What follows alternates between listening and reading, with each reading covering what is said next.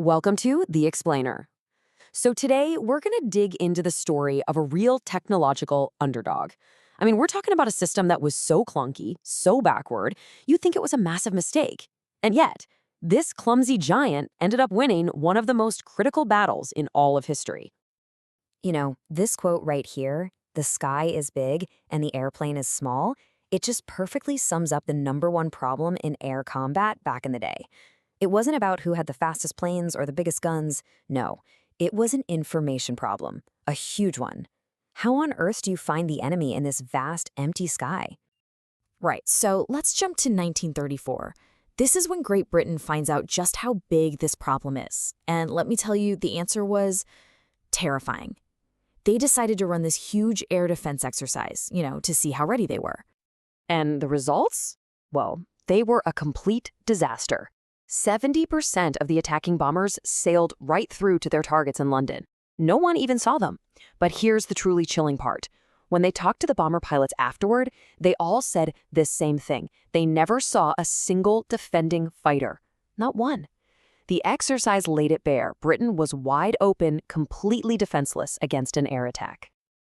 Okay, so you can imagine the panic after that, right?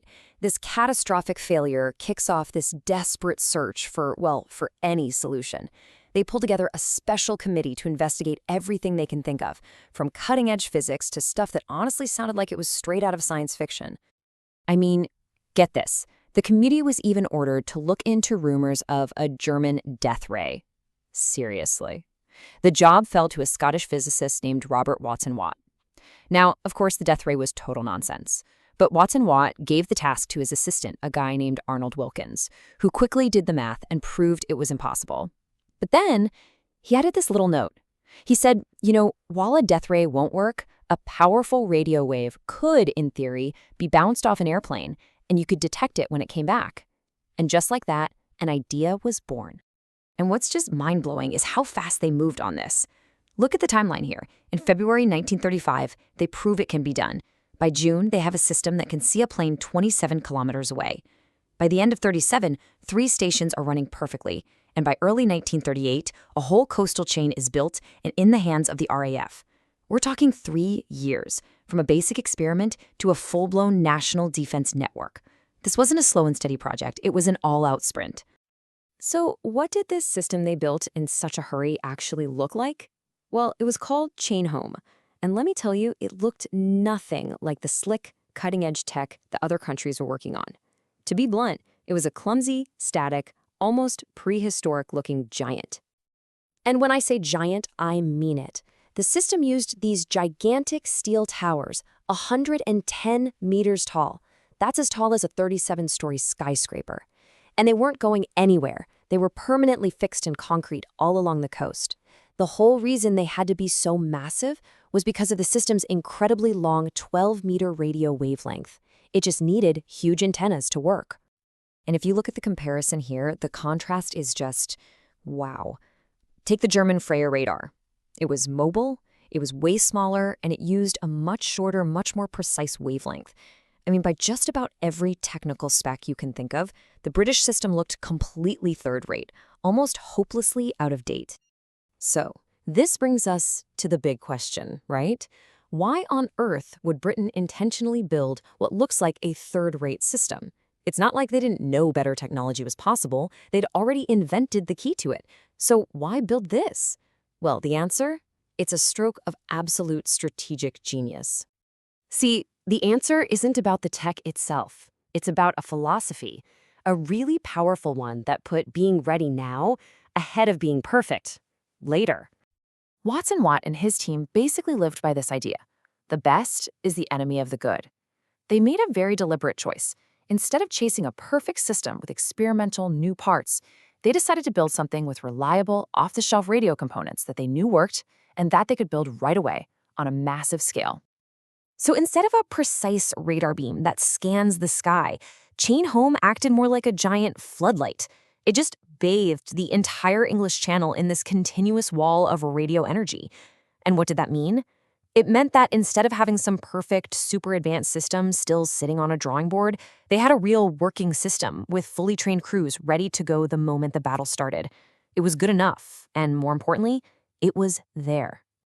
But here's the thing. These giant, clunky towers, they were only half the story. The real secret weapon wasn't the radar itself. It was the revolutionary information system they designed to go with it, a system built specifically to handle all its messy, imprecise data. It was called the Dowding system, and it was the world's first integrated air defense network. Think of it like a biocomputer. It brilliantly combined technology with human intelligence. Basically, it used the amazing ability of the human brain to spot patterns and make sense of this constant, noisy flood of raw data coming in from the radar stations. And here's how it worked. It was seamless. First, the chain home stations floodlight the sky and pick up the echoes. Then, that raw data is sent to a central filter room. Here, operators plot every report on a giant map, filtering out the noise and figuring out the true flight paths. Commanders are watching this map, this real-time picture of the battle, and they can dispatch the nearest fighter squadrons. And finally, those fighters are guided directly to the enemy because they already know their location, their altitude, and even how many there are. The whole process took just a few minutes. You know, Winston Churchill himself called the Dowding system the most complex instrument of war anywhere in the world. And he wasn't just being dramatic. This thing went way beyond just detecting planes. It was about understanding the entire air battle as it was happening. It welded technology and human brains into one single, devastatingly effective weapon. So, what happens when you combine a so-called third-rate radar with a truly first-rate information system? Well, the result was nothing short of astounding. 90%. That number says it all. The system was so effective that a staggering 90% of all British fighter missions resulted in a successful interception of an enemy aircraft. Now, to really understand how huge that is, you have to look at the other guys. Other air forces, Germany included, were lucky if they hit a 25% intercept rate. Think about that. That means for them, 3 out of every 4 flights were completely wasted, just burning fuel, wearing out pilots, and searching an empty sky. This incredible efficiency acted as what's called a force multiplier. It basically made Britain's 700 fighters fight like an air force of nearly 3,000. So here's the crucial takeaway. Britain won the Battle of Britain not because they had better planes or more pilots, but because they made sure the few they had were always in the perfect place at the perfect time. They didn't have to guess where the enemy was. They knew. So the story of Chain Home really leaves us with this powerful question to think about. When is a good enough solution that you have right now better than the perfect solution that you're still waiting for? It's a great reminder that sometimes victory doesn't go to the side with the fanciest gadget, but to the side with the smartest system, a system that brings technology, information, and people together flawlessly.